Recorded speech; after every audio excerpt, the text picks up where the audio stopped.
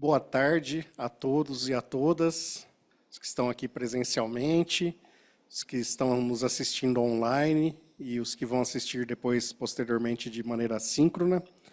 Eu sou o professor Fernando Canepli. Meu projeto aqui no Instituto de Estudos Avançados da USP, é o Impulso Energético Sustentável, abordagem multidisciplinar para a transição energética e o cumprimento do ODS 7. Como parte integrante desse projeto, nós temos a série de seminários Diálogos para o Futuro, Transição Energética e ODS 7, com diversos especialistas das mais diferentes áreas, com uma abordagem e uma abrangência multidisciplinar, todas as áreas essas que têm relação com a parte de energia e transição energética. No dia de hoje, nós falaremos sobre inovações tecnológicas e comunicação estratégica na transição energética. A ideia é explorar as inovações tecnológicas emergentes na área de engenharia elétrica e energia e seu impacto na transição energética, além de destacar a importância da comunicação estratégica e da disseminação de informações confiáveis sobre o setor energético. Estarão comigo aqui hoje o professor José Roberto Cardoso, professor titular da Escola Politécnica, que é graduado em Engenharia de Eletricidade, modalidade eletrotécnica, pela Escola Politécnica da Universidade de São Paulo, a Poli. Concluiu mestrado, doutorado e livre docência em Engenharia Elétrica na mesma escola. Realizou um pós-doc no Laboratório de Eletrotécnica Grenoble, na França, e atualmente, então, é professor titular da Escola Politécnica da USP, coordenador do ELMAG, que é o Laboratório de Eletromagnetismo Aplicado. Tem experiência na área de engenharia elétrica, com ênfase em circuitos magnéticos, magnetismos e eletromagnetismos, atuando principalmente nos seguintes temas: elementos finitos, eletromagnetismo, aterramento, máquinas elétricas, ímãs permanentes e sistema elétrico metroferroviário. É doutor honoris causa pelo Grenoble Instituto de Engenharia. Estará conosco aqui também o Luciano Costa. Então, Luciano Costa de Paula é jornalista, acompanha notícias do setor de energia desde 2009 e é atualmente diretor da área de notícia da TC Investimentos, plataforma de informações para investidores e corretoras.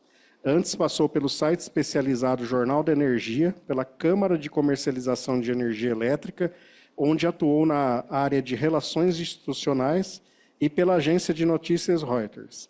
Formado em jornalismo pela Unesp, com pós-graduação em jornalismo econômico pela PUC São Paulo e MBA em setor elétrico pela FGV. Mais de 15 mil seguidores no Twitter, onde publica informações e notícias na área de energia e em outras plataformas também. Então, bem-vindos novamente, E eu vou passar a palavra para o professor José Roberto Cardoso. Então, os dois expositores farão suas apresentações e, posteriormente, nós faremos algumas rodadas de perguntas. As perguntas, para quem está assistindo online, podem ser enviadas pelo e-mail iearesponde@usp.br. Então, perguntas pelo iearesponde@usp.br. Bom, então, professor José Roberto Cardoso, muito obrigado pela sua presença, muito honrado, pela sua presença aqui. Bom, pode fazer a sua exposição. Bom, primeiro quero agradecer o convite, viu, Fernando? E também, em seguida, parabenizá-lo aí por essa atividade. Não só essa, uma que eu acompanho sempre são seus artigos sobre energia que você tem produzido e publicado no jornal da USP aqui, que de fato dá uma visão bem adequada desse setor aí para o grande público, eu acho que o Sérgio está controlando a minha apresentação, Então, podia passar na primeira aí, por favor. Isso, vamos à frente, mais uma, Sérgio. É isso aí, O que é a transição energética, Quer dizer, eu coloquei aí o que é a transição energética, que foi retirado aí dessa definição dada pela Standard & Poor's, para que a transição energética refere à substituição de toda energia baseada em combustíveis fósseis para fontes de energia renováveis. E cita eólica, solar, armazenadas em baterias de lítio, mas não cita hidrogênio, não cita a nuclear, não cita as PCHs, reversíveis, enfim, que são as mais recentes aí que entraram nesse rol de energias renováveis, muito embora não é o caso da nuclear, mas a nuclear, sem dúvida, é algo de baixa emissão, e a nuclear, que é vista sempre com certa antipatia, agora parece que ela está sendo reabilitada, né, como se diz, com a construção aí de algo em torno de 50 reatores em todo o mundo, que é o que está acontecendo no momento, né? Inclusive um deles é nosso. A próxima, por favor, Sérgio. Então, a primeira transição energética que nós tivemos aqui foi no século XVIII, em 1709, é o ano marcante para isso, que foi nesse ano aí que esse ator principal aí, o engenheiro metalúrgico Abraham Darby, que conseguiu retirar as impurezas do carvão mineral, do carvão vegetal, e produzia aí o coque, com um poder calorífico muito elevado, que conseguiu viabilizar produzir ferro mais barato e também outros metais. Quer dizer, essa descoberta aí, muita gente não dá muita importância a isso, mas foi ela responsável pela primeira revolução industrial, porque foi possível aí se construir as caldeiras, a máquina de vapor foi construída com isso, e de fato foi essa transição no século XVIII de fato levou aí à revolução industrial, que a gente sabe as consequências disso para para a humanidade, né? Caminhando, Sérgio, a próxima, por favor. Aí nós chegamos no século XX, uma nova transição energética, como conversamos agora recentemente com o Fernando e o Luciano, que justamente surgiu com a crise do petróleo, né? A guerra lá do Oriente Médio, num certo dia de 1974, eu me lembro muito bem disso, o petróleo saiu de dólares o barril para 50 dólares o Brasil, o barril. E, consequentemente, a gasolina, de uma hora para outra, atingiu preços estratosféricos em nosso país. Vocês não devem imaginar o desespero que eu fiquei, porque na época eu tinha um Aerowilis. O Aerowilis, acho que consumia 2 quilômetros por litro, e aí foi um desespero geral desse país, essa crise do petróleo que levou aí ao combustível a preços realmente estratosféricos.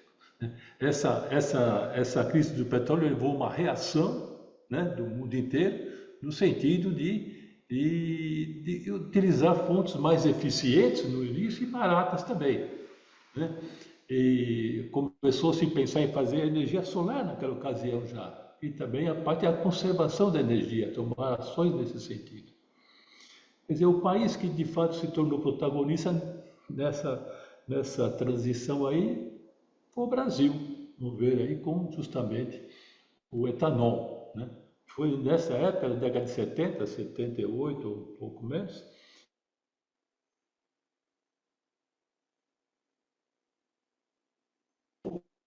que a energia gasta para produzir o etanol é menor do que a energia gasta, a energia que a gente extrai para o movimento. Quer dizer, ele é viável produzir o etanol para a geração de energia, né? No caso aí, para movimento. Isso gerou uma revolução em nosso país, né?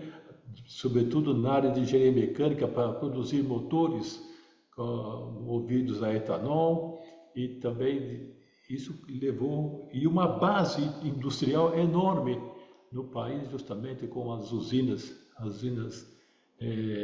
produtoras de etanol que foram criadas aí em grande quantidade, e de modo que o etanol agora tem uma base industrial muito sólida e muito difícil da gente querer competir, né, com qualquer tipo de energia, justamente pela base que ela tem de distribuição, de geração e de produção, e a indústria associada a isso, né? A produção de equipamentos para produzir etanol. Quer dizer, nós estamos, de fato, um país privilegiado nessa questão, né? a densidade de energia do etanol é muito superior, por exemplo, à densidade de energia das baterias. Então, nós ainda vamos aproveitar o etanol por muito tempo, que tem baixa emissão, não é zero, mas porque tem matéria particuladas que de fato ainda precisa ser tratada, né? Mas essa foi a transição energética do século XX, que colocou o Brasil como protagonista aí nesse processo que vocês acompanharam, a produção que teve de todos os sentidos, não só na parte da agricultura, como também na parte industrial para a produção desse combustível. Caminhando, por favor. Agora, atualmente, né, a nossa transição energética aqui, a preocupação é mitigar aí as mudanças climáticas, né? Esse que é o objetivo. O objetivo agora não é o custo, o negócio agora as agressões que nós estamos sofrendo por conta das mudanças climáticas, elas precisam ser reduzidas, porque está difícil conviver no mundo atual com essas questões, né? Acho que não preciso mais citar esse problema todo que ocorreu no Rio Grande do Sul, né? E outras crises que tivemos oriundas das mudanças climáticas, e aí precisam de alguma ação para que a gente possa, de fato, mais tranquilo, né? A parte sobretudo na costa aí, a erosão da costa brasileira, está uma situação incrível, já estão engolindo parte de cidades e isso não pode continuar. É necessário, de fato, tomar ações urgentes para que a gente consiga sobreviver, né? Segundo Paulo Artacho, também do Carlos Nobre, né, nós já estamos num ponto quase de sem retorno, né? Então essa que é a grande dificuldade que nós temos aí que enfrentar nesse momento, né? E o objetivo então é substituir os combustíveis fósseis por recursos, né, de baixo carbono, né? É esse que é o desafio dessa transição energética atual. Por favor, cara. Bom, que tipo de transição? Eu consigo imaginar três tipos, né? Primeiro é uma energia de baixo carbono.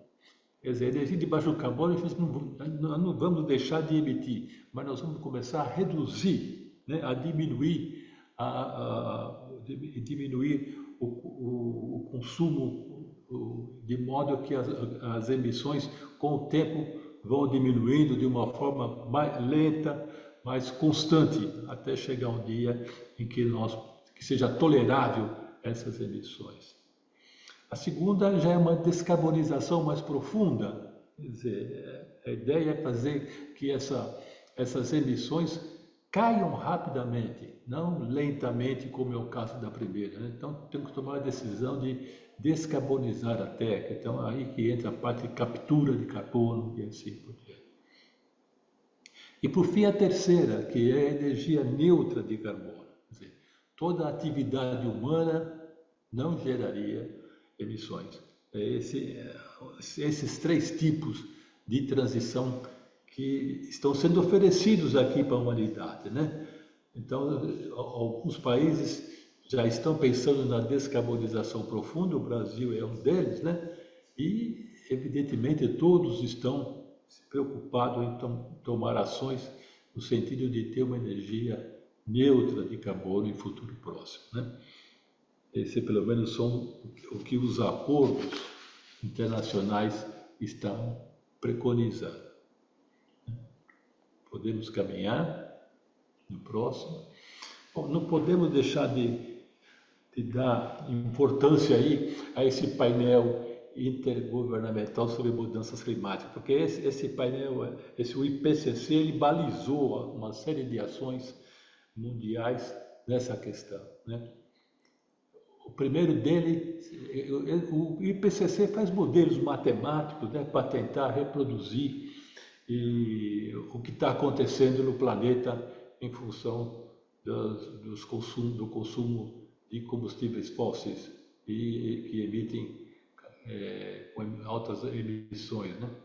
Então, em 1990 começou-se a ter uma certa confiança nos modelos matemáticos do IPCC, após observar que eles estavam aderentes à questão do aquecimento global, né? Então isso animou, o pessoal começou a investir mais em pesquisas nesse sentido, e o quarto relatório já chegou e falou que provavelmente a humanidade é responsável por esse aquecimento global. Aí já é o ser humano, né, tentando mudar aí toda uma questão do planeta, né? E é a primeira vez o ser humano ser o protagonista principal dessas mudanças climáticas no nosso planeta. Aí surgiu, evidentemente, o termo antropoceno em 2007, para mostrar que essa é uma nova era em que a responsabilidade das grandes mudanças é por conta do ser humano, né? Foi nesse ano aí em que o Al Gore e o próprio IPCC, em 2007, ganharam aí, dividiram aí o Prêmio Nobel da Paz, né? O Prêmio Nobel da Paz, para estimular, de fato, a continuidade para garantir aí uma vida melhor no futuro. O quinto relatório de 2014 já foi mais taxativo, né? Onde se constata que a humanidade, de fato, é responsável. Em 2007 era provável, agora ela foi constatada que, de fato, isso ocorre e, evidentemente, os governos precisam tomar alguma atitude no sentido de resolver essa questão das mudanças climáticas, né? E nós já temos agora modelos matemáticos suficientemente aderentes ao que está ocorrendo, que nós estamos observando na prática com as mudanças climáticas. Por favor, Sérgio. Próximo, então. As conferências do clima, né? Que também tudo isso surgiu por conta dessa pressão das mudanças climáticas, né? Uma emblemática aí foi essa de 2009, que foi um fracasso. Aí todo mundo julga isso, inclusive tem essa frase aí da Hillary Clinton, que diz que a pior reunião da qual participei desde o Grêmio Estudantil na 8ª série. Vejam só o que foi colocado aí nessa Conferência do Clima de 2009, que foi a COP20, pela Secretária de Estado americana. Quer dizer, então, foi um banho de água fria naqueles que acreditavam que uma conferência do clima podia dar alguma orientação para a humanidade. Não foi ainda isso, não foi em 2019 que isso ocorreu. Mas, no entanto, na de Paris, na de 2015, sim, essa já passou a ser foi muito produtiva. Tanto é que as mudanças climáticas, a meu ver, têm duas fases, né? Antes de Paris e depois de Paris, né? Antes da COP21 e depois da COP21. Nessa conferência, notou-se aí um compromisso entre Estados Unidos e China, dois países que mais emitem no mundo, né? Finalmente se entenderam que eles assumiram o compromisso de adotar medidas significativas para reduzir, né, o impacto das mudanças climáticas. Dentre eles, é manter aí que o acréscimo da temperatura seja no máximo igual a 2 graus Celsius, se possível abaixo de 1,5. Esse foi o que foi concluído, né, na Paris 2015. Então, os países começaram a tomar atitudes no sentido de atingir esse objetivo. Mas é curioso, a conferência foi em 2015, esse acordo foi dado, o início dele foi marcado para ser um ano depois, em 2016, e começou a ser obedecido a princípio em 2016. 4 dias depois, toma posse o Donald Trump e aconteceu o que vocês todos já sabem, né? Todo aquele acordo que veio água abaixo e o planeta continua ainda a sofrer por conta disso, sem nenhuma ação, sobretudo dos americanos, que é um dos maiores, que é o maior, se não o maior emissor desse planeta aqui, né? Então, essa foi uma consequência aí complicada, né, com a posse dele. Por favor, Sérgio. Bom, não tenha dúvida que isso aí vai, que eu chamei aqui, que a janela vai fechando, né? A coisa vai complicando. Nós temos aí as emissões globais até 2020, baseado em 2010, né? Está superior teve 10% de acréscimo e não tem assim ainda uma visão geral que vai estagnar isso ou vai abaixar. Então, é algo que está ocorrendo, então a expectativa de a gente atingir um ponto de irreversível é, é preocupante, né? A próxima, e o mesmo aí com relação às emissões necessárias até 2030, né? Em relação a 2010, para manter o aquecimento aí não superior a 1,5 graus Celsius. Nós precisamos reduzir 45% de emissões para atingir essa marca. Acho que é muito difícil a gente acreditar que isso possa vir a ocorrer, né? No entanto, são coisas que estão fazendo esforço para isso, mas a gente vê que de fato o funil está chegando, né? Vai chegar um momento que esperamos que uma tecnologia possa nos ajudar nessa questão. A próxima, por favor.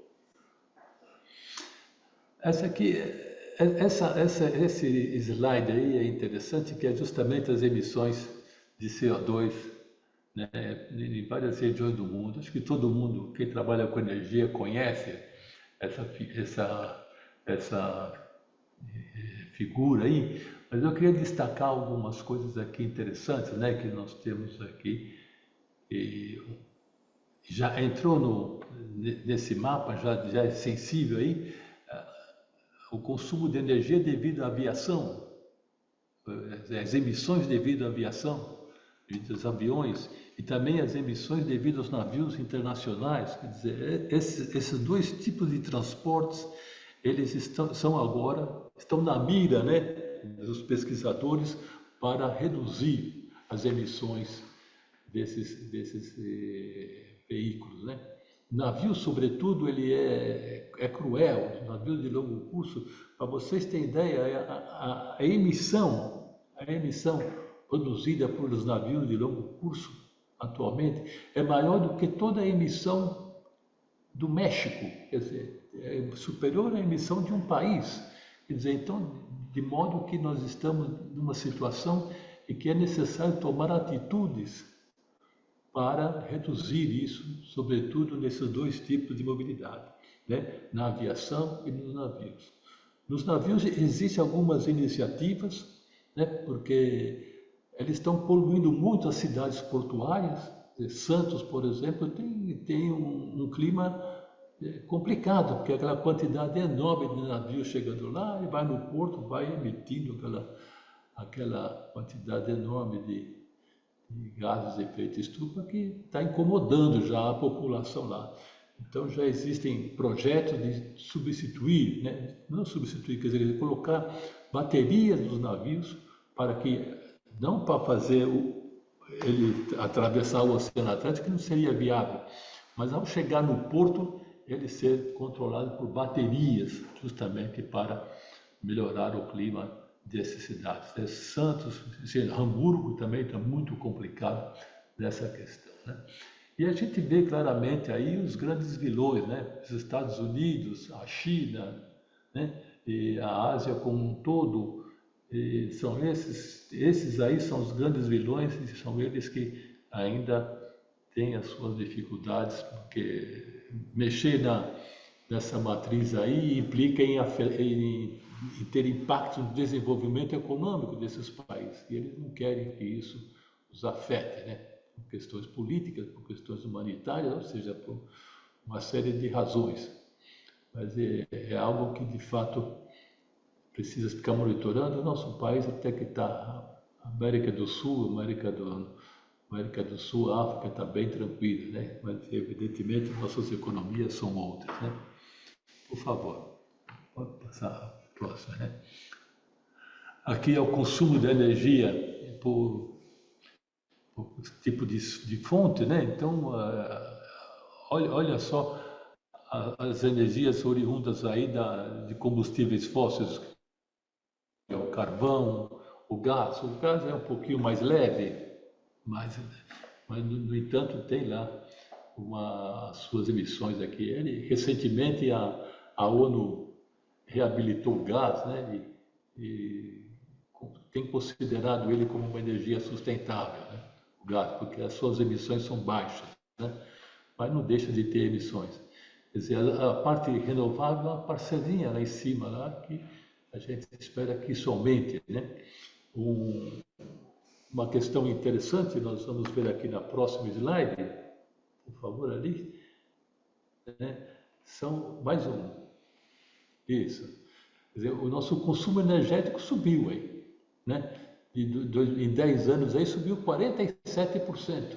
Mais uma só, por favor. Isso aí. E a nossa dependência de combustíveis fósseis, olha como está elevada ainda, né? Os novos atores que entraram nessa briga mais recentemente são coisa que a gente não dava muita importância no passado. Os data centers estão crescendo numa quantidade, numa taxa de crescimento enorme do data center. Nós que moramos aqui em São Paulo e pegamos estradas aí para o interior, a gente vê uma série de data centers em construção lá. Eles estão consumindo em torno de 2% da energia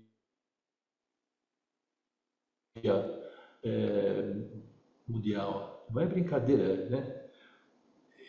Uma das razões aí é a inteligência artificial, daí as criptomoedas, com pesquisas que são feitas através de computadores, então levam a um consumo de energia grande, né?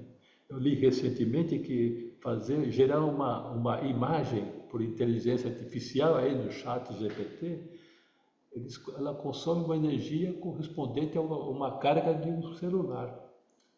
Não é brincadeira, é um consumo enorme. A outra é o chip.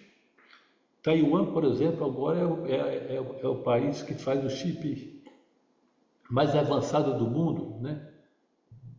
A menos de 10 mais nanômetros o chip deles. Para chegar a essa tecnologia, ele teve que aumentar o consumo de energia, a ponto de cada chip exigir aí 200 watt-hora para produzir um chip, né? E uma quantidade de água imensa que aumentou também para isso. Tanto é que Taiwan, só a fábrica, a TMSC, acho que esse é o nome dela, né? Só essa fábrica consome 20% da energia de Taiwan.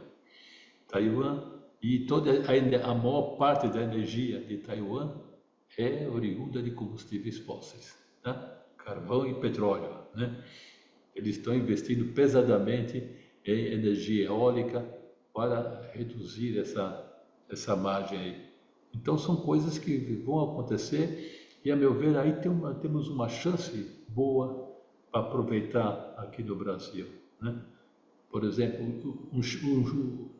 em futuro próximo, quem tem consciência ambiental vai querer só trabalhar, comprar equipamentos sustentáveis. Nós vamos ter que, em um certo momento, vai chegar, nós só vamos comprar celulares verdes, que sejam produzidos com energia oriunda de fontes renováveis, né? Apareceu o hidrogênio, então o Brasil tem um potencial enorme de aumentar sensivelmente sua geração de energia renovável, né? E os outros tipos também, de modo que o hidrogênio, se nós não exportarmos, não tratarmos o hidrogênio como uma commodity, que a gente tem muito costume de fazer isso, nós podíamos segurar esse hidrogênio aqui em nosso país e atrair as indústrias para vir produzir os seus dispositivos verdes aqui no nosso território, né? não seria nada complicado, desde que se faça acordos internacionais bem feitos, trazer uma fábrica que produza aqui o celular completamente verde. Nós temos, inclusive, empresas fazendo, em nível de startups, mais startups já crescidinha, de produzir o ferro por eletricidade, como se produz o alumínio. Evitar, evidentemente, usar essa quantidade que, para cada 1 tonelada de ferro produzido, você gera 1,3 toneladas de emissões de CO2 equivalente. Quer dizer, essa facilidade que nós temos de conseguir hidrogênio, né, seja através do etanol ou através da eletose diretamente, né, isso pode ser de fato um diferencial para o nosso país. Se nós sabemos trabalhar politicamente o que fazer com esse hidrogênio, nós podemos aí nos tornarmos, o que no futuro se falava muito, um dos tigres asiáticos, né? Mas precisa ter uma política boa para isso e espero que os nossos governantes tenham, de fato, sejam iluminados para fazer acordos dessa ordem, né? Temos que nos preocupar também com a questão humanitária nisso, né? As baterias são produzidas com lítio e na maioria das minas de minério de lítio, a extração dos minérios é feita em condições análogas à escravidão. Análogas à escravidão. Tem países, né, na própria Bolívia, na África, em que são crianças são exploradas para fazer aí de fato extrair, né, o lítio aí para a produção de baterias. Quer dizer, esses aspectos todos passarão a ser considerados mais um fator importante de análise da eficiência, né, do uso energético, né? Não adianta usar um carro elétrico que de fato tem baixa emissão, mas no entanto a gente está escravizando uma quantidade enorme de seres humanos em outros países, né? Esse tipo de consciência, né, vai além do ODS 7, né, que é a grande preocupação do Fernando, né, evidentemente, mas ele sabe que de fato isso aí logo logo ele vai estar também se preocupado com outros, vai ter que se ocupar de outros ODS, porque o impacto desse ODS renovável vai refletir, né, na qualidade de vida dos seres humanos. Por favor, a próxima. Bom, as soluções que nós temos aí, né, as potenciais soluções para isso, né, primeiro é que não existe uma solução única que pode ser aplicada no mundo todo, né. No nosso país, por exemplo, em particular, ele é bem diferente do que ocorre, por exemplo, na Europa, né? Então, isso aí é algo que, para cada país, ele vai ter que se adaptar, né? Mas nas renováveis, né, a eficiência energética é importante, a eletrificação, o hidrogênio verde e a captura e o armazenamento de carbono. São aí as 5 soluções de alto impacto para que a gente possa, de fato, ter a mitigação dos efeitos das mudanças climáticas, né? Caminhando, por favor. A próxima, Sérgio, isso. Essa figura aí foi pela IRINA, que é uma agência internacional de energias renováveis, né? Preconiza aí que nós temos aí essas 6 tecnologias, né, que são relevantes aí para a mitigação de energias, das mudanças climáticas, né? Então vai pelas renováveis, trabalhar em ter uma geração de energia mais eficiente, uma gestão melhor desse processo, a própria eletrificação. Nós vamos ter que de fato investir pesado em eletrificação, né? O hidrogênio, a captura de CO2, né? e também a parte de renováveis também, mas esse Becker não sei o que representa isso não, né?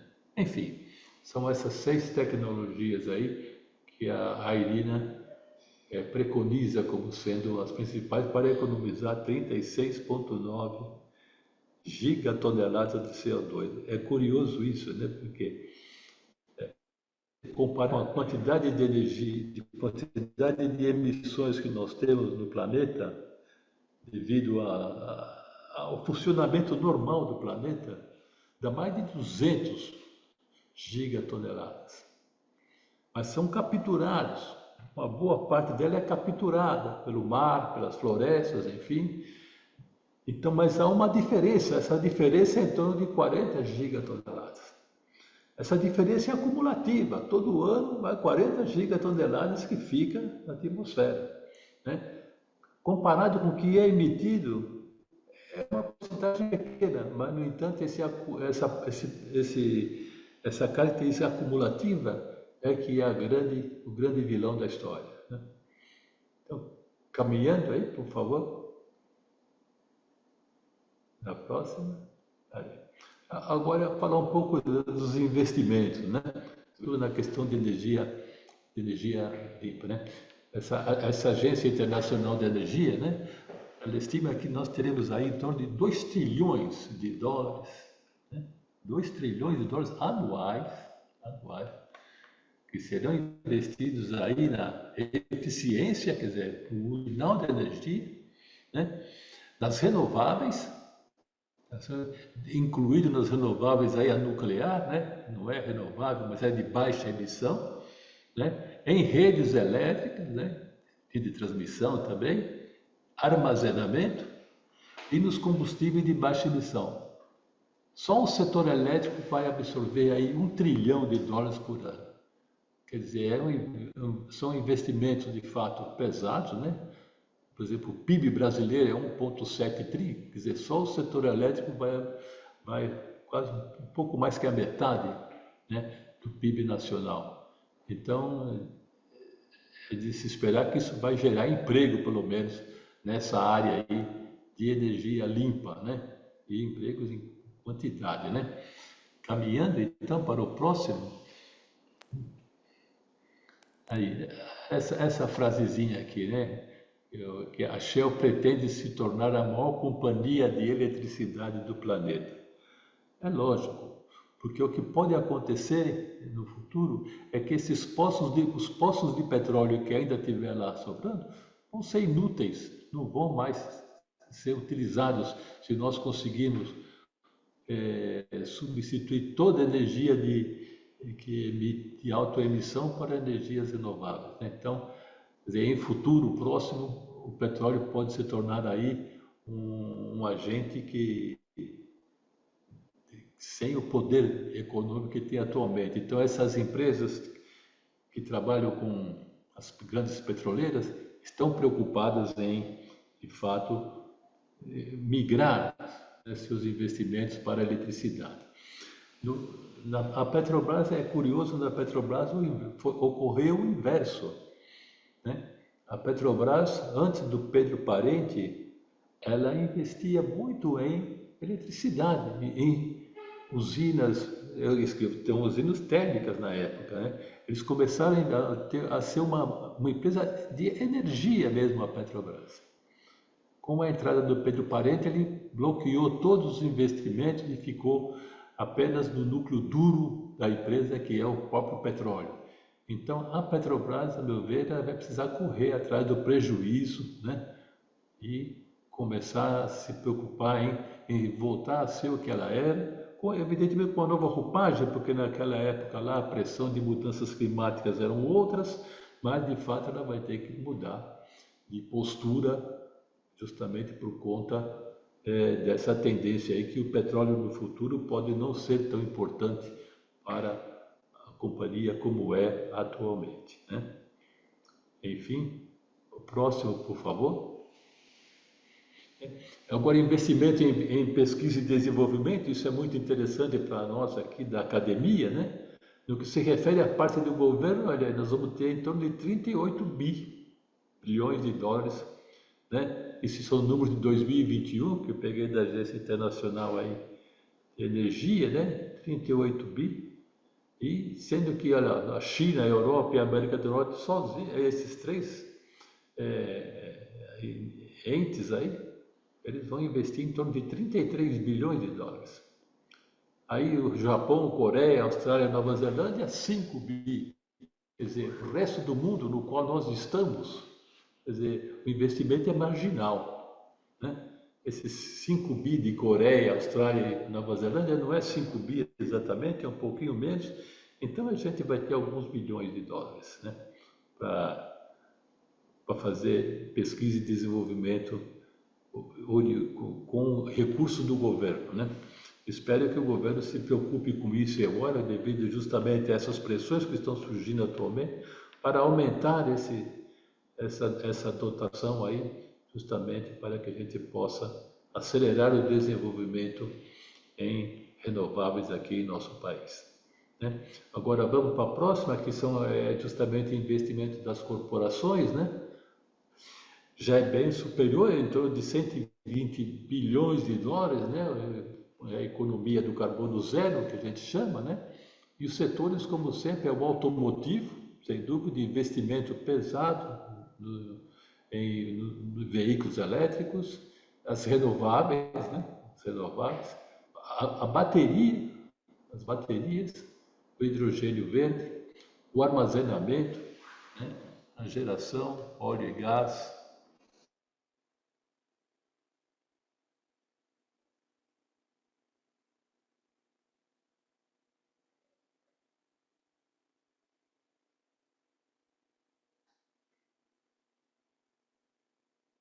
Está no automotivo, renováveis e armazenamento, né? E com o hidrogênio verde. Vamos à próxima.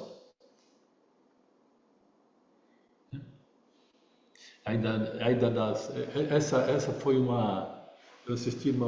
vi uma entrevista recente aqui num seminário da Fiesp, né? Esse grupo B20, o grupo B20 é um subgrupo do G20. E a coordenação dele é de um brasileiro, é o Dan Yoship, que é o coordenador desse grupo, né, de energia renovável. E ele disse que o investimento em energia renovável do mundo triplicará até 2030. Quer dizer, então a expectativa é que de fato trabalhar com energia renovável é garantia de ter emprego. Então essa é uma mensagem boa para passar para os jovens aí, né? Sobretudo aqueles que estão fazendo a carreira tecnológica, né? Que é uma área excelente para fazer uma carreira sustentável.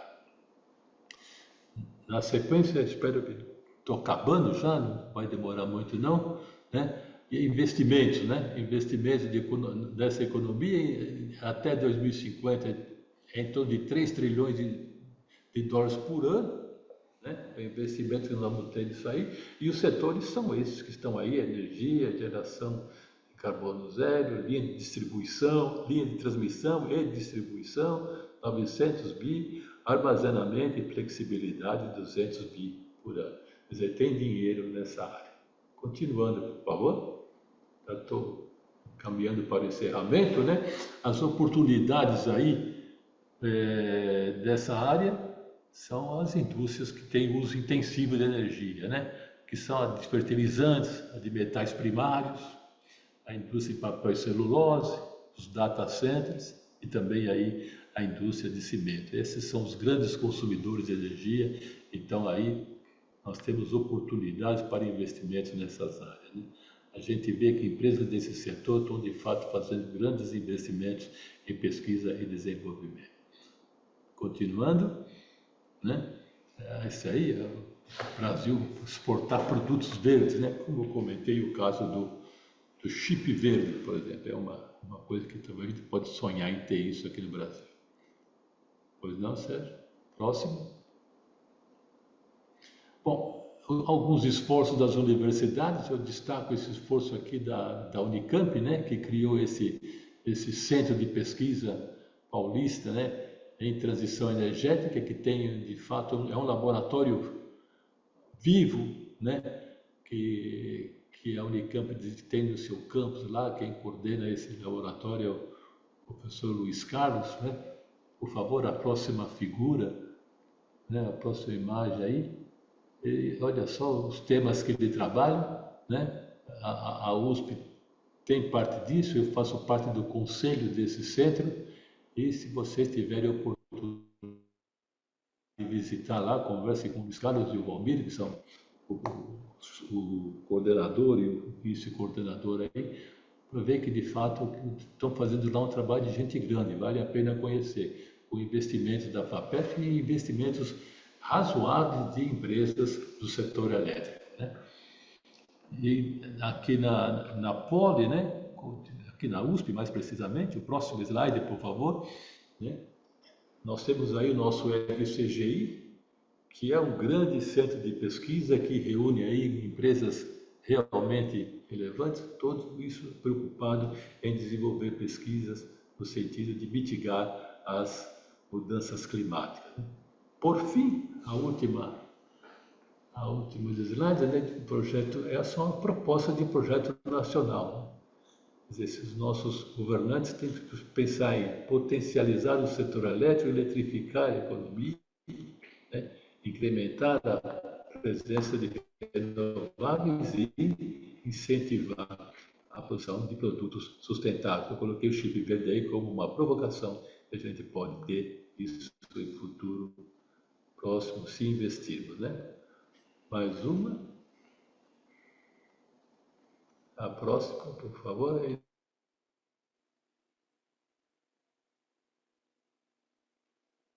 Uma sugestão de leitura para todos, né? Dois livros aí.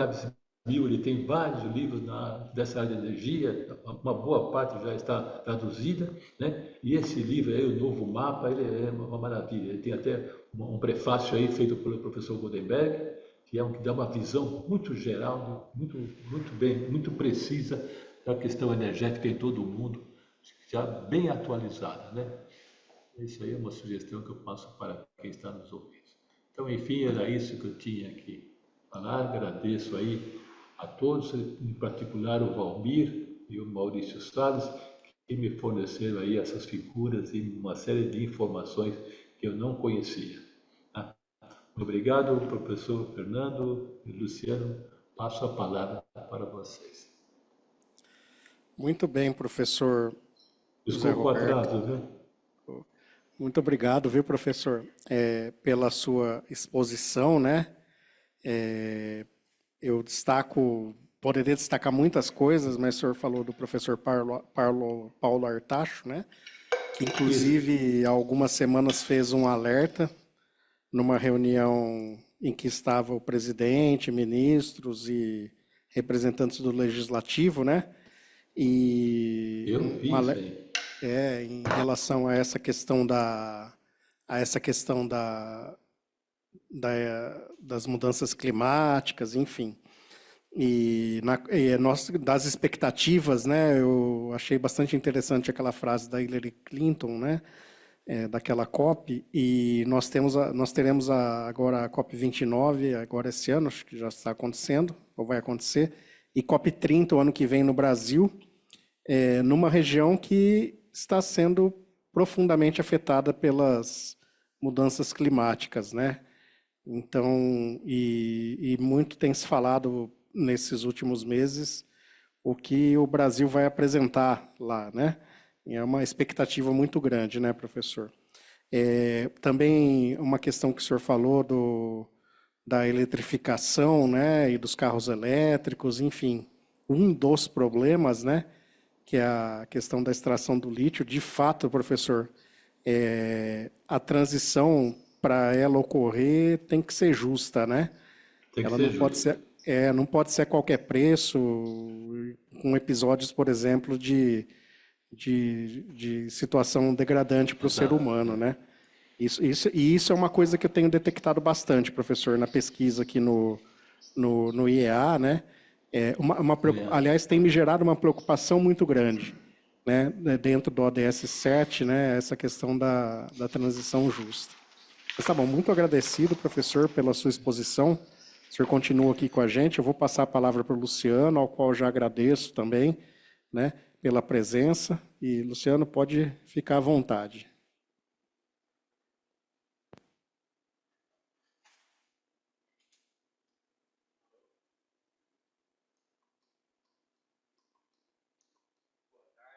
Muito obrigado, professor Fernando, pelo convite.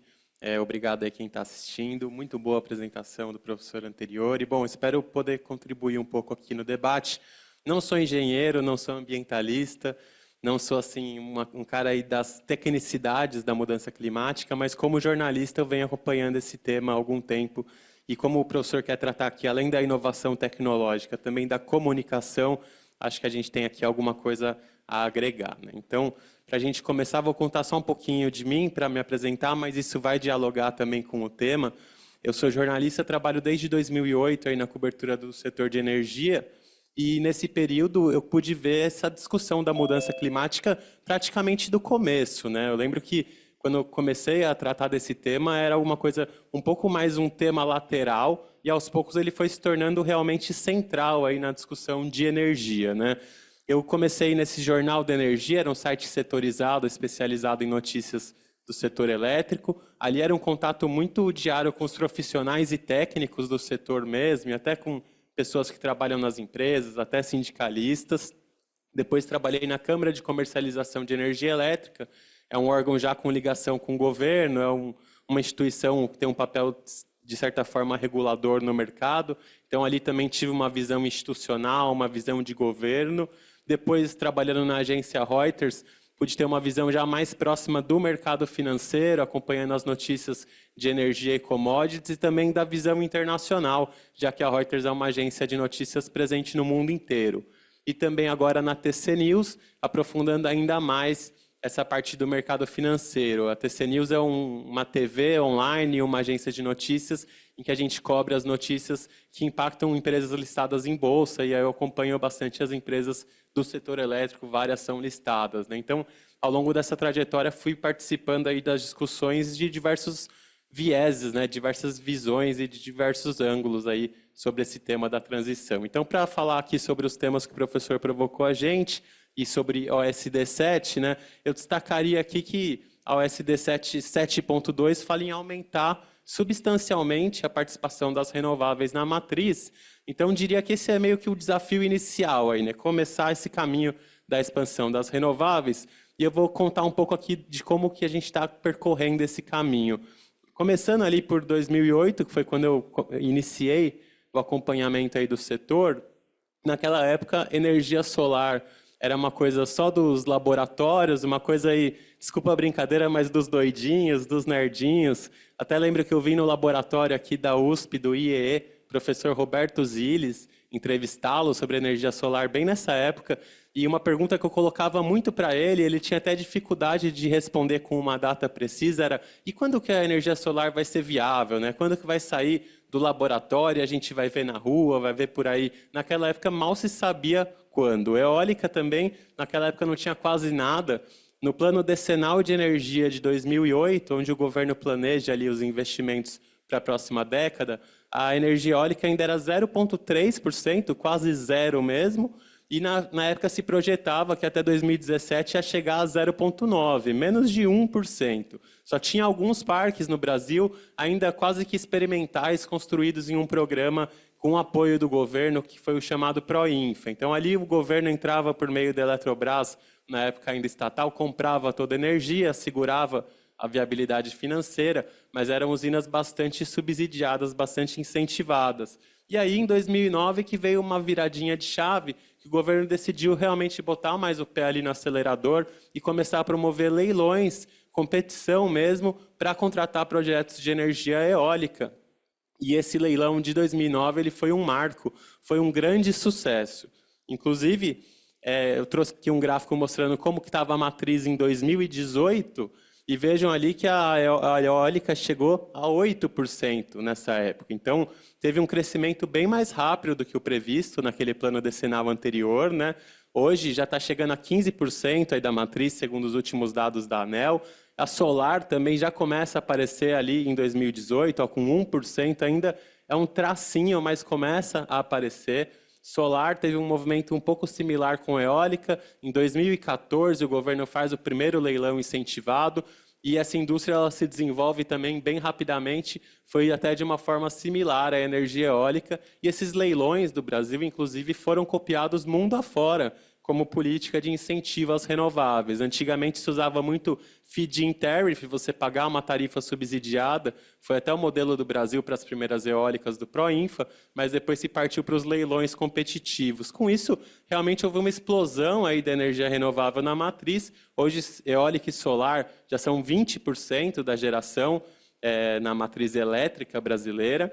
E a solar saiu só daquelas grandes usinas que a gente vê que ocupam grandes áreas, também para aparecer na chamada geração solar distribuída, que são aqueles telhados solares, né? Colocar placa solar nos telhados. Eu até lembro que eu comecei a cobrir o setor de energia e conversava na época com algumas pessoas que estavam com projetos, algumas empresas, projetos ambiciosos na época de colocar 100 telhados solares. E hoje, 2024, segundo os últimos dados da ANEEL, a gente está se aproximando aí dos 3 milhões de telhados solares, de instalações de GD solar aqui no Brasil, ali na tela os números.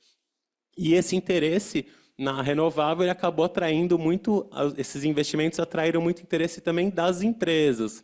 Até como o professor estava comentando, as empresas têm interesse em reduzir suas emissões, muitas têm compromissos de sustentabilidade, grandes companhias listadas em bolsa têm compromissos que eles assumem com os acionistas de buscar redução de emissões, buscar uso de energia limpa. Então, isso incentivou uma indústria de contratos de energia renovável. As empresas de energia vão lá, constroem usinas eólicas, usinas solares, e do outro lado, uma companhia que usa bastante energia, como uma siderúrgica, por exemplo, vai lá e compra a produção por longo prazo, contratos de 15, 20 anos. São os chamados contratos corporativos de energia, PPAs corporativos. Ali no gráfico dá para ver como isso foi crescendo de uma maneira exponencial aí nos últimos anos. Esses são dados da Bloomberg. Começa lá nos mercados avançados, né, Américas, mas já vai chegando também aqui na América Latina, emergentes, no Brasil, tem bastante desses negócios. E nos mercados mais avançados, mesmo o consumidor residencial, né, pode comprar energia de quem ele quiser, inclusive da fonte que ele quiser. Aqui no Brasil a gente ainda não pode, a gente é obrigado ali a comprar da Enel, por exemplo, mas já tem discussões no parlamento sobre isso. E, caso a gente avance, a pessoa física vai também poder comprar energia limpa de diversas empresas. E até trouxe aqui para vocês um exemplo. Às vezes, vocês vão comprar energia limpa até de uma empresa de petróleo. Aqui tem uma imagem da Light Source, é uma subsidiária da BP, a British Petroleum, e eles perguntam ali, de quem você está comprando sua energia limpa? Então, você tem diversas opções, inclusive pode comprar de uma empresa de petróleo, né? E esse boom todo dos investimentos de governos, das empresas, ele obviamente chega também no mercado financeiro como uma fonte de recursos. Todo mundo aqui já deve ter ouvido falar no acrônimo ISD, né? ASG, Ambiente, Social e Governança, principalmente essa parte do ambiente, né? Tem bastante a ver aqui com o tema da transição energética, e as empresas foram muito para a Bolsa, foram muito para o mercado privado de dívida também para financiar os elevados investimentos necessários, porque não se investe só em usina eólica, usina solar, esses telhados solares, mas também foram necessários investimentos, inclusive bilionários, em linhas de transmissão, para ir buscar essa energia eólica, solar, que às vezes está numa região isolada, trazer para a rede, aumentar a força da rede em alguns lugares onde vai ter bastante energia transitando e antes não tinha. Então, também se investiu muito em transmissão e o setor privado aí participou ativamente. No começo era mais o BNDES, né, o BNB, bancos de fomento participando, mas o mercado, principalmente a partir de 2015, entra muito forte no financiamento às renováveis e até existem já os Green Bonds, que são títulos de dívida justamente para financiar esses investimentos em renováveis e tem um interesse grande, né, uma demanda grande aí do mercado.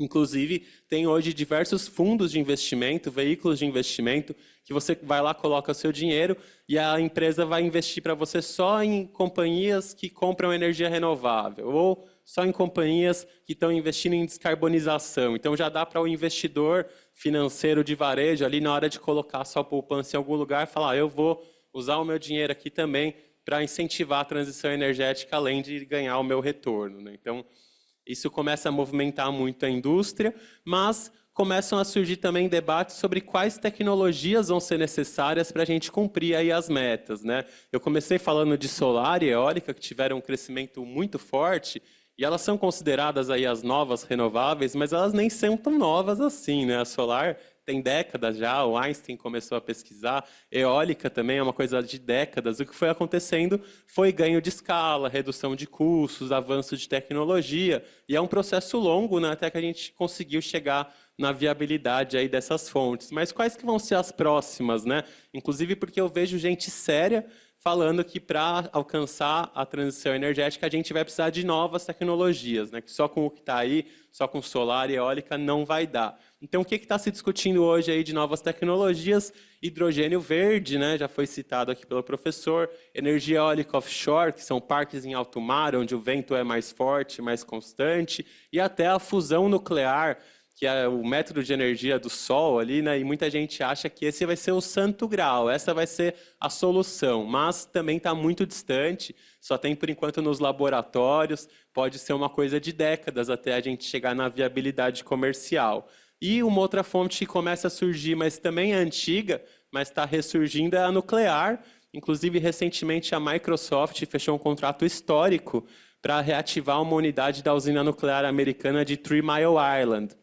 Para quem lembra, ali no final dos anos 70, teve um acidente nuclear lá, gerou muita preocupação, a usina teve um reator fechado, mas a Microsoft vai comprar por 20 anos a produção desse reator, porque ela está usando muita energia na demanda de inteligência artificial. Como o professor explicou antes ali, cada pesquisa no ChatGPT consome muita energia e as empresas, até por compromissos com acionistas aí, e por essa demanda do mercado por investimento ESG, as empresas querem usar energia limpa nessas operações. Então, a Microsoft foi atrás da nuclear, que embora não seja renovável, ela não tem as emissões de CO2. E aí, nessa parte de nova tecnologia, o que se discute são pequenos reatores nucleares, uma tecnologia aí que poderia talvez acelerar a implantação de projetos nucleares e diminuir custos.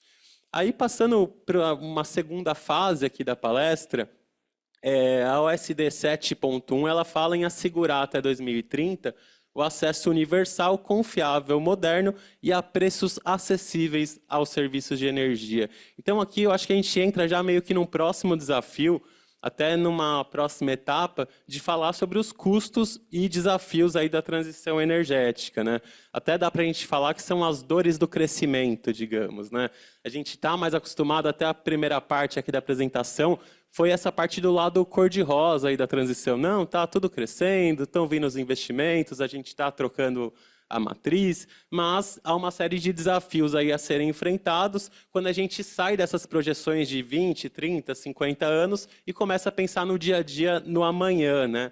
E eu vejo aí entre especialistas se consolidando uma visão de que a transição energética vai ser uma estrada acidentada, não vai ser um caminho suave. E essa visão até foi expressa pelo Daniel Yergin, um grande guru aí do setor de energia, até um dos livros que foi indicado ali na palestra anterior dele, e ele comenta ali num artigo, né? A transição energética confronta a realidade, e ele expressa alguma preocupação de que a análise econômica tenha sido deixada de lado no planejamento político desse tema.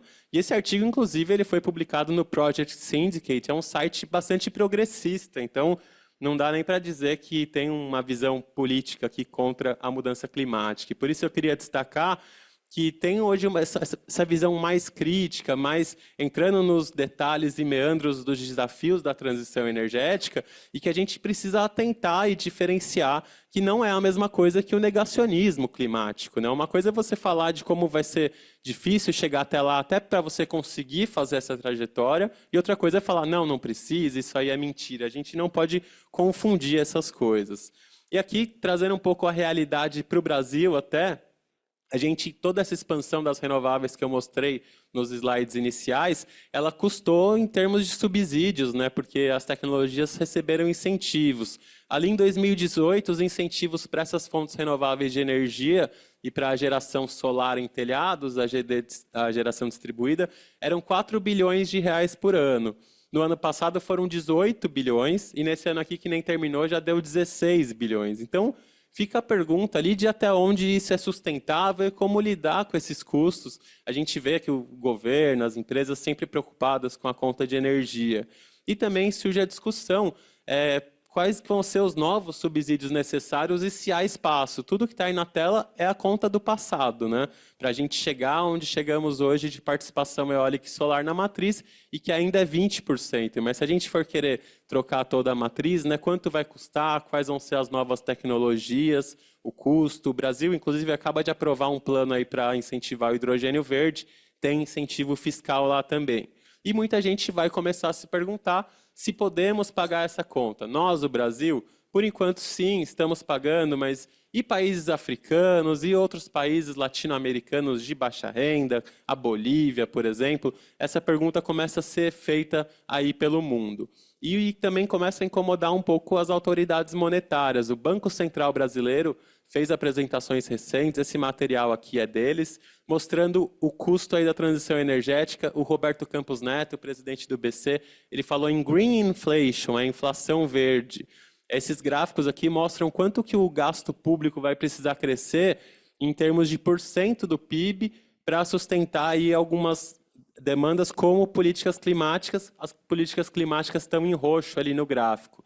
Em amarelo é previdência e saúde. Então vejam só o tamanho do esforço que vai ser preciso feito, tanto nas economias avançadas quanto nas emergentes, ali em roxo, um crescimento bastante significativo do gasto em proporção do PIB, e ainda mais nas economias de baixa renda, onde o gasto climático ali previsto é menor, mas a gente pode ver que ele já praticamente se aproxima do gasto em previdência e saúde. Então olha o tamanho dessa conta que vai chegando, e os políticos mesmos começam a discutir quem vai pagar essa conta da transição energética. O próprio presidente Lula tem levado esse tema aí nos eventos, no G20, o ministro de Minas e Energia brasileiro também coloca, e é o que o professor Fernando comentou aqui há pouco, sobre transição energética justa, né? Esse tema, essa preocupação começa a aparecer bastante. Mais um slide aqui da Green Inflation. Ali a gente vê no primeiro, as barrinhas em vermelho são o tamanho da indústria de petróleo aí. E nas outras barrinhas é a indústria de renováveis. Então está esperado ali até 2050, vocês estão vendo uma diminuição da indústria de petróleo, sendo substituída aí pelas novas fontes. E o interessante é que tem uma participação bastante significativa das baterias aí no crescimento da matriz para atingir o net zero em 2050, porque eólica e solar a gente sabe que são fontes importantes, mas elas têm uma dificuldade ali, por exemplo, às vezes não tem sol, à noite não tem sol. Muitas vezes o vento para, então como que você vai sustentar a rede nesses momentos? A bateria vai ter um papel importante. Porém, até para sustentar esse crescimento aí das renováveis e das baterias, a gente vai precisar também de investimentos em mineração, e é ali no gráfico que tem as barrinhas amarela, laranja, e ali mostra a demanda de minerais para a produção de energia limpa que a gente vai precisar nesses cenários aí que estão simulados. E é uma demanda bastante grande, aí até entra aquela preocupação social que estavam comentando aqui. Onde que é extraído o lítio, o cobalto? O cobalto extraído na República Democrática do Congo, certamente não nas melhores condições, né? Então, tudo isso começa a gerar alguma preocupação, algum debate.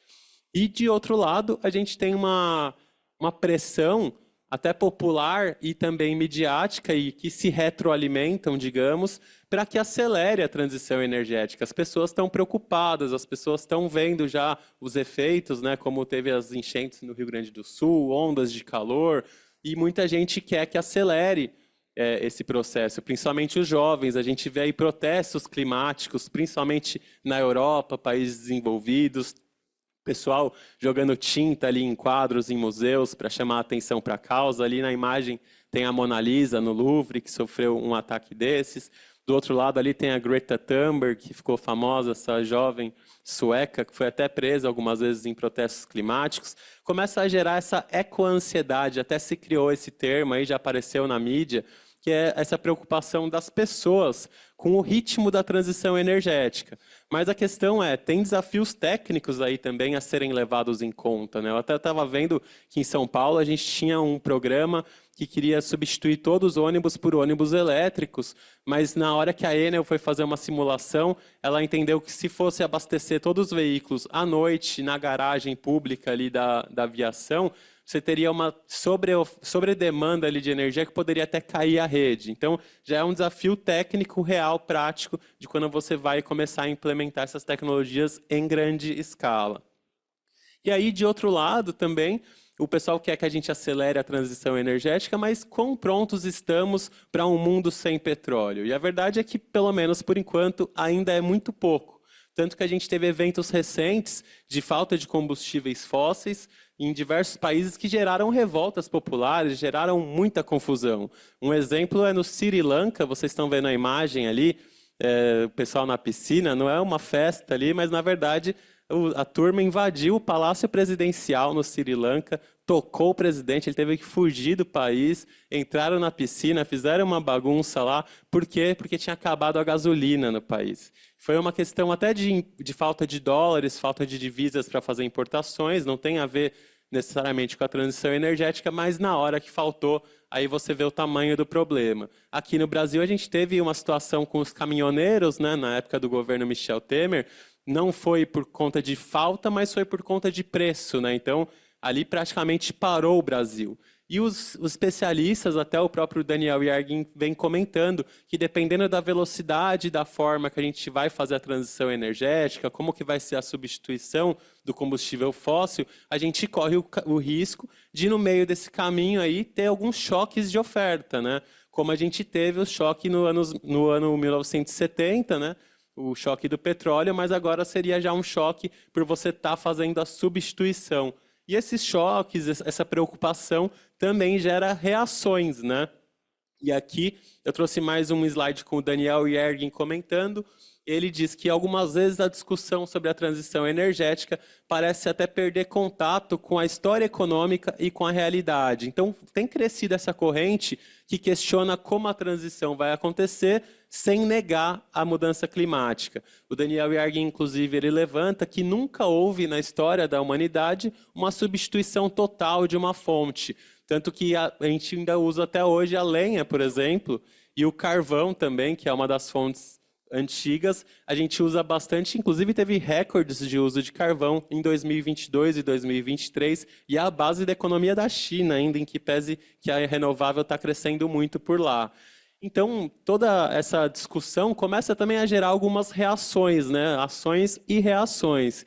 Então, tem, de certa forma, uma ressaca aí do tema ESG. Ainda segue forte, mas não é mais aquela unanimidade do começo, mais pessoas estão questionando, e tem até teorias de conspiração surgindo, e esse tema começa aí, até infelizmente, a ir para o centro da polarização política. Eu trouxe para vocês um meme aqui que eu tirei do X, né, o Twitter, e vejam lá que a moça pergunta para o rapaz ali: você nos ajudaria a lutar contra a mudança climática? E ele diz: eu até ajudaria, mas desculpe, eu não sou comunista. Então, a mudança climática é alguma coisa de comunismo? O que tem a ver, né? Mas começa a ser alvo de polarização, porém deveria ser alvo de polarização. Eu trago aqui para vocês uma imagem, o ministro Fernando Haddad, ministro da Fazenda do Lula, sempre falando da transição energética, o governo está com um plano ambicioso aí de transformação ecológica, e ali do outro lado, o ministro Paulo Guedes, ministro da Economia do governo Bolsonaro, um é de orientação de esquerda, o outro de direita, e os dois falando da transição energética, da importância desse processo e do Brasil participar. Então, aqui no Brasil, pelo menos por enquanto, por sorte, ainda é praticamente uma unanimidade, mas nos Estados Unidos mesmo a gente já começa a ver uma discussão mais acirrada sobre isso. A Kamala Harris, candidata democrata à presidência, por exemplo, ela tem um discurso bem forte de transição energética, como tem o Joe Biden, e ela até já falou de banir o fracking, que é uma forma de exploração de petróleo lá nos Estados Unidos que é bastante impactante para o ambiente. mas sob a pressão do Trump, ela recuou nesse ponto. Já o Trump, ele é totalmente a favor da exploração de petróleo, ele até criou um jargão ali, um bordão, drill, baby, drill, vamos perfurar, vamos produzir, mas ele também, eu estava assistindo um dia um discurso dele, ele falou, eu amo energia solar, e ele até atraiu para o grupo dele o Elon Musk, que é um empresário que é um entusiasta de energia solar e dos carros elétricos, né, o dono da Tesla. Então, talvez nem o Trump seja assim tão contra a transição energética, precisamos entender direito essas posições. E aí, como lidar com o desafio da comunicação, né, nesse tema que vai ficando espinhoso e cheio de armadilhas políticas, né? A postura da imprensa, inclusive, é importante, porque às vezes ela até polariza, ajuda a polarizar, inclusive para ganhar clique, quem não gosta de um sensacionalismo ali, né? E às vezes essa discussão acaba ignorando os desafios e as complexidades, inclusive porque a transição energética é um processo que vai ter vencedores e perdedores. Alguns países vão embarcar nesse bonde, outros não. O Brasil, por exemplo, tem uma oportunidade grande, aí, como o professor comentou, de fornecer energia renovável, atrair indústria, mas muita gente vai perder e na geopolítica vai ter uma guerra aí por ver quem que sai ganhador do outro lado. E a China, por exemplo, ela está muito forte na indústria solar, muito forte na indústria eólica, na indústria de carros elétricos, e isso já começa a incomodar o Ocidente, já tem tarifas sobre os carros elétricos chineses, então também vai ter um desdobramento aí geopolítico para acompanhar, e esse desdobramento geopolítico vai ter diversas repercussões. Inclusive, aqui eu trouxe uma imagem para vocês de uma reportagem do Brasil Journal, que eles comentam até na parte de ESG do site, sobre uma entrevista que a BBC de Londres foi fazer com o presidente da Guiana. A Guiana está explorando petróleo na área ali da margem equatorial, onde o Brasil também está querendo explorar, falta licença ambiental. E aí o repórter da BBC foi lá e acabou levando uma invertida. Trouxe aqui no detalhe, o jornalista da BBC foi perguntar para o presidente da Guiana, pô, mas vocês vão explorar petróleo aí, todas as emissões que isso vai gerar. Aí o presidente da Guiana vai lá e fala, você quer me dar um sermão sobre mudança climática? Eu vou lhe dar um sermão sobre mudança climática. E aí começa a falar que os europeus desmataram todas as florestas e agora dependem dos países latinos, entre eles a própria Guiana, para preservar a floresta, e que eles têm direito sim de explorar o petróleo, porque vai gerar muito recurso. E ele até questiona, o seu sistema destruiu o ambiente e agora quer nos dar lições. Então, entra esse contorno até geopolítico, de discussões sobre imperialismo energético, tudo isso também começa e vai para a imprensa. E o jornalista, às vezes, acaba surpreendido, vai querer dar um sermão ali e tomou um outro.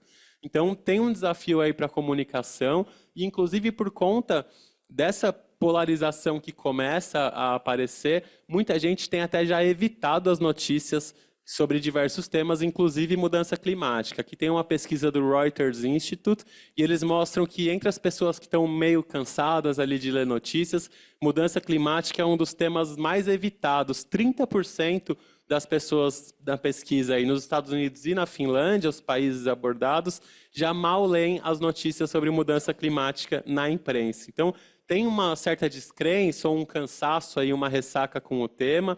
E, segundo essa pesquisa, até num outro slide, eles mostram que isso acontece principalmente nos Estados Unidos e principalmente entre os eleitores da direita. E aí, é o que eu comentei, a gente tem que também ter o cuidado de não partidarizar o tema, porque tanto direita quanto esquerda vão precisar embarcar nessa jornada se a gente quiser chegar lá do outro lado, né? Não deve ser bandeira de um lado A ou de um lado B, ou pelo menos não deveria, né? E aí, um outro desafio que a comunicação vai ter para lidar com esse tema é que a gente tem também cada vez mais as fake news, né? E isso gera um desafio de credibilidade. As pessoas, inclusive, hoje se informam cada vez mais por rede social e menos pela imprensa tradicional. O primeiro gráfico ali também do Reuters Institute mostra que o jornal impresso já é o meio que as pessoas menos usam para se informar diariamente. E o que elas mais usam são aplicativos de mensagem. Então, o pessoal já recebe a notícia do amigo ali diretamente no WhatsApp, nem vai ler mais o jornal. Então, gera um desafio ali de o que é verdade nessa comunicação que está acontecendo, né? Quem está fazendo esse filtro ou ninguém está fazendo, né? E aí, partindo aqui para as conclusões, né? A gente fala muito de longo prazo, né? Mas quando a gente vai para o dia a dia, começam a aparecer os desafios E aí acho que a comunicação estratégica tem um papel muito importante, a disseminação das informações corretas para o alinhamento de expectativas, né? Justamente para lidar com essa eco-ansiedade. Essas pessoas que estão pedindo para acelerar a transição energética, elas precisam também serem informadas aí e saber que tem desafios, que tem custos envolvidos, quem que vai pagar, que o caminho vai ser longo, a gente não vai fazer essa transição energética já amanhã, já daqui 5 anos. Se o pessoal já está jogando tinta lá nos museus, o que eles vão fazer daqui 5, 10 anos? Tem que segurar um pouco essa ansiedade climática, mas também fala-se muito da transição aí, inclusive nessa ansiedade, fala-se muito de vontade política, como se fosse só uma questão disso, mas a gente mostrou aqui que tem desafios técnicos até, né? Na rede elétrica brasileira, a gente tem enfrentado alguns momentos que a gente chama de, tecnicamente, de curtailment, são cortes de geração renovável, porque em alguns momentos o sistema elétrico não está aguentando absorver toda a energia renovável que é gerada. Isso está acontecendo em diversos países, e até gera prejuízos, perda de receita para as empresas. É um tema que vai ter que ser tratado também e entra na parte dos desafios técnicos, assim como a questão do abastecimento dos carros elétricos, desafios bem do dia a dia ali, né? Então, a comunicação clara e realista vai ser importante para informar as pessoas e trazer todo mundo aí para essa jornada, evitando a polarização política. Mas, para isso, a gente precisa sair um pouquinho aí também do mundo cor-de-rosa, da transição, dos gráficos ascendentes, e mostrar um pouco também essa bump road, como o Daniel Yergin fala, essa estrada acidentada que vai nos levar até lá. Então, é isso, gente. Ô, Luciano, obrigado aí pela sua exposição, né? Eu queria destacar aqui, né, que para mim, pelo menos, os jornalistas são essenciais, né? A educação, ela não está atingindo de forma significativa, né? Pelo menos em termos de transição energética, a população, tanto aqui no Brasil quanto no mundo. E aqui eu tenho percebido mais. Então, se você começa a se informar por fontes não verificadas, vamos dizer assim, você fica muito suscetível às fake news, né? E particularmente a você, a visão de quem está na Faria Lima é mais essencial ainda, né? Porque a gente observa que é onde as coisas acontecem em relação ao mercado financeiro. E a gente tem a questão, né, como foi falado, né, na frase do Daniel, né, que a transição energética ela confronta a realidade, né? Então, também concordo com essa questão da gente sair da visão cor-de-rosa da transição, né? Que a gente tem que levar muito em consideração os aspectos econômicos e, como você citou, alguns países vão ter mais dificuldades, né? Enfim, você falou também da questão da inflação verde, isso é bastante significativo, ainda pouco falado, né? Pelo menos o que eu tenho detectado aqui nas pesquisas, né? Uma coisa que eu já tenho detectado é a questão da ansiedade climática, né?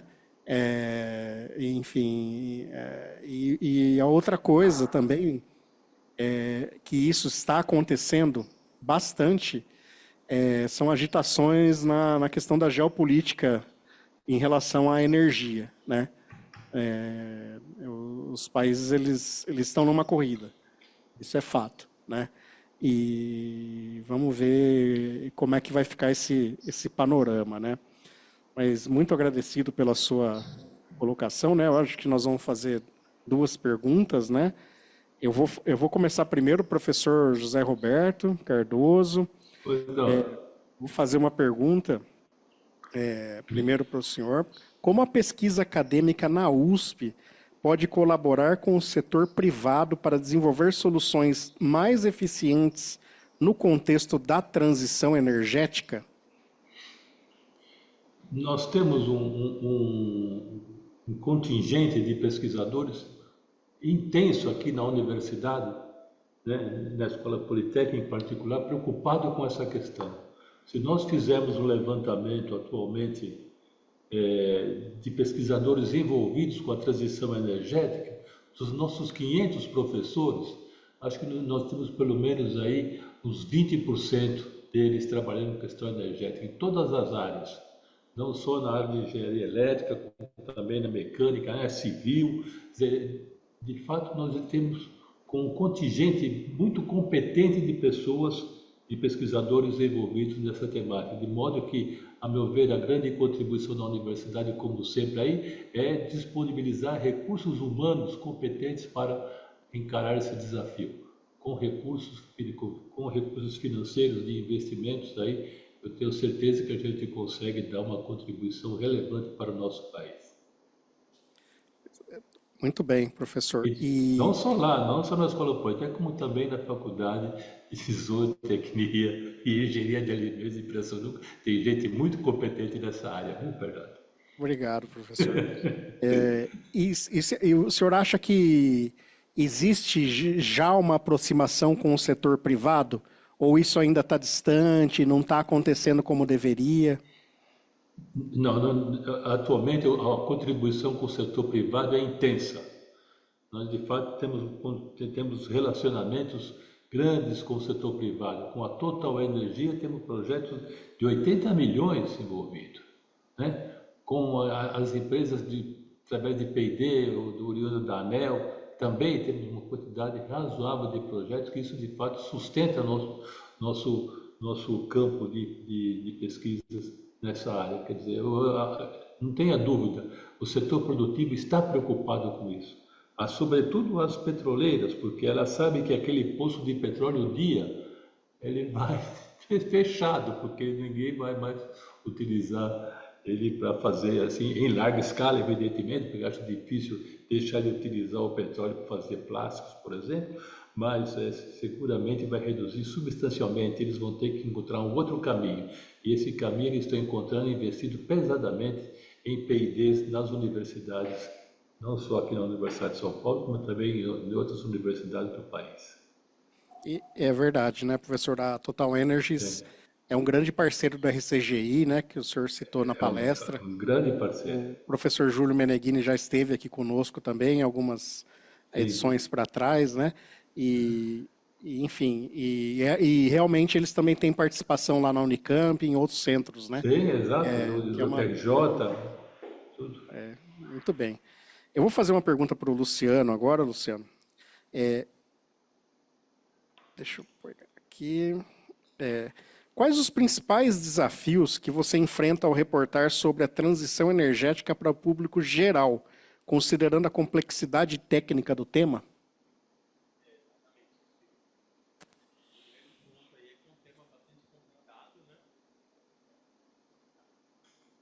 Opa, sim, Fernando, realmente é um tema bastante complexo, né? E que demanda você tentar traduzir realmente, é quase como se fosse um outro idioma, né? Porque a gente no jornalismo tem a preocupação ali, como a gente diz entre os jornalistas, você tem que escrever um texto que a Dona Maria vai conseguir entender. A gente não tem que falar, eu não estou falando aqui para você que é professor da USP, para vocês que são acadêmicos, ou para os caras que trabalham nas empresas de energia. Esses caras já entendem do setor, já sabem os desafios. Mas isso precisa chegar na pessoa normal, no cidadão que vai ali na banca de jornal para se informar, ou então quem está assistindo televisão ali na hora do almoço, e como trazer esses temas com leveza, né? Mas sem deixar de abordar os desafios e os detalhes técnicos que são importantes. Então, tem essa dificuldade. E, de outro lado, também tem até uma dificuldade de excesso de tema para tratar, muita coisa para falar, são muitos desafios, muitos temas, e como fazer isso também para não dar aquela cansada no público, né? Mas acho que é um tema que tem crescido mais e tem até mídia especializada já hoje, então eu acho que tem crescido essa cobertura aí focada em transição energética e é importante. Muito bem, nós vamos nos aproximando já dos finalmente, né? Desse evento no dia de hoje, né? O professor José Roberto Cardoso, né, que foi diretor da Escola Politécnica, falou, né, bastante da atuação da Escola Politécnica e também de outras unidades da USP, né, na parte de transição energética, né? E o Luciano falou bastante da questão da comunicação, né? E eu acho que são dois temas bastante importantes e importantes da gente explorar aqui num evento como esse, né? Que é multidisciplinar, para que a gente possa, de fato, esclarecer, desmistificar alguns assuntos, né, tanto da universidade pública e das ações da universidade pública, quanto das agências de comunicação, dos jornalistas, né, que outrora ou eventualmente ainda são criticados, enfim, assim como a universidade pública, né? Então eu queria agradecer ao professor José Roberto Cardoso pela presença, foi uma honra conversar com o senhor aqui, né? A honra foi minha, Fernando. E nós nos conhecemos mais no último ano, né, professor? Eu tenho tido mais contato aqui com vocês aqui na Poli, né? Claro. Então fico muito feliz de estar tendo esse contato com o senhor, com o Luciano também. Eu já acompanho há um bom tempo, né? Queria te agradecer, parabenizar também, assim como o professor José Roberto, pela cobertura que você faz nesse e nos outros temas econômicos, como a gente estava conversando aqui anteriormente, né? Que eu também acompanho, que eu tenho interesse na área, né? E então eu gostaria de agradecer. Vou passar a palavra para o professor José Roberto para as palavras finais e posteriormente para o Luciano. Bom, primeiro agradecer o convite, é uma honra compartilhar com você esse espaço, Fernando, e observar aqui a qualidade do seu trabalho e a contribuição que ele está dando aí, sobretudo para os mais jovens, que ainda não sabem exatamente o que vem a ser transição energética. Essa divulgação científica é relevante, né? Evidentemente, acompanhado de um jornalista, eu fico bem mais tranquilo para mostrar que, de fato, a sociedade está atuando, né? A universidade está atuando exatamente no que vem a ser o papel dela para a informação de toda a comunidade, né? Então, evidentemente, eu tenho um prazer imenso compartilhar com o Luciano essa mesa. Aprendi bastante, eu me sinto, normalmente eu faço uma avaliação de uma palestra quando eu participo, seja como participante ou na mesa, daquilo que eu aprendi. Eu confesso para vocês que eu aprendi muito com o que o Luciano falou e com o que você também colocou. Um abraço a todos. Muito obrigado, professor Luciano. Queria também agradecer bastante, Fernando, professor José Roberto, também aprendi bastante, aí achei muito interessante sua apresentação. E é isso, a gente tem aí, digamos que um grande problema pela frente, que é a mudança climática, talvez o maior problema da humanidade no momento, mas a questão é que para resolver esse problema, a gente vai ter vários probleminhas no caminho.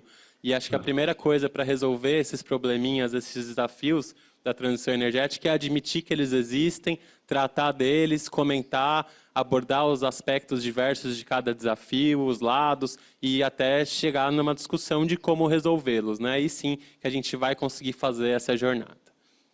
Muito bem. Então, agradeço novamente a ambos. O ciclo Diálogos para o Futuro, Transição Energética, continua no próximo mês de novembro, né? Fiquem atentos, né, às redes sociais do IEA, né, onde há as datas de divulgação. E uma boa tarde a todos e a todas que nos assistiram por aqui.